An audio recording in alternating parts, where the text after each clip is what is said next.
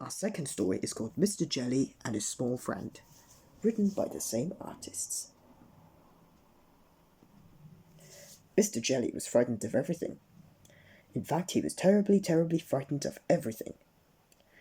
The slightest sound would send him running to hide under his bed, shaking and trembling just like a jelly.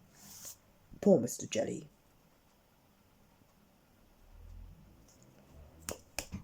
Knock, knock. The terrible sound frightened Mr. Jelly out of his wits. And again. Knock, knock.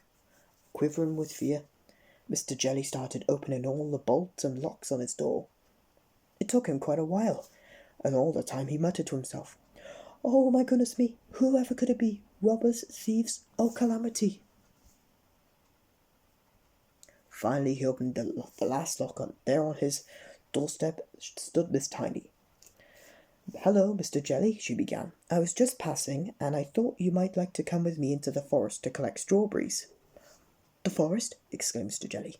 "Oh, goodness me, no! Who knows what we could find? Snakes, bears, lions, oh calamity!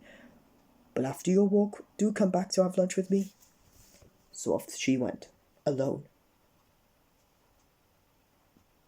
It was long after lunchtime, and Mr. Jelly was starting to get very worried indeed. Perhaps Miss Tiny was lost in the forest. What could he do? What should he do?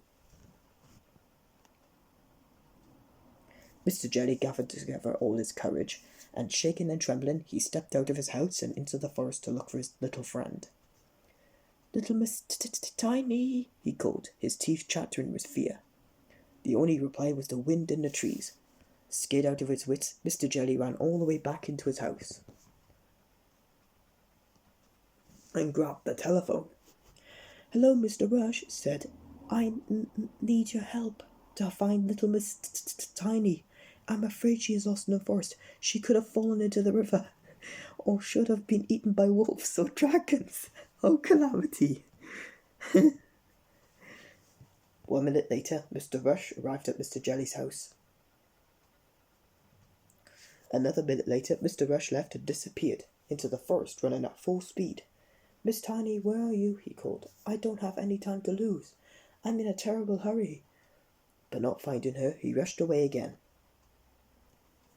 Some time later, Miss Contrary called on Mr. Jelly. She had heard that Miss Tiny was missing. "Goodbye," said Miss Contrary. "I've come to not help." Mr. Jelly was rather frightened and very confused, but he let her in. Miss Contrary opened the wardrobe door and looked through the piles of sheets and towels. "Ah, just as I thought," she said. "Miss Tiny isn't there. Hello?" And off she went. How strange, thought Mr. Jelly, shaking all over. Now night was falling and large black clouds were gathering in the sky. It looked like a big storm was coming. Again, gathering all his courage, Mr. Jelly ventured back to the edge of the forest. Then he met Mr. Bounce. "You're my last hope," stammered Mr. Jelly. "You must find little Miss Tiny before it's too late." And he hurried back to his house as fast as his shaking legs would carry him. Boing, boing, boing. Mr. Bounce bounced higher and higher, looking for Miss Tiny. But no matter how high he bounced, he couldn't see her. Suddenly the sky was lit up with lightning, and Mr. Jelly's house shook to the sound of thunder. He couldn't leave Miss Tiny all alone in the storm, so shaking with fright at each clap of thunder, he threw himself out into the dark, stormy night. "Help, help," came a voice from the forest. Do you think it was Miss Tiny? No, not at all. It was Mr. Jelly, who had seen a worm. At the sound of his shouts, Miss Tiny came to running to help.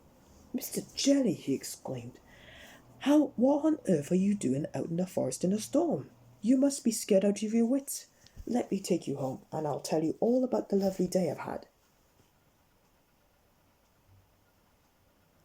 Back at Mr. Jelly's house, there was a celebrating with large strawberry cake, covered in cream, when boing, whoosh, splat.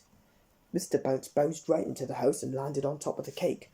"Oh, calamity," shouted Mr. Jelly. "What will become of us? The sun has fallen from the sky." And with another rather sticky whoosh, splat, he fainted. time for our third story.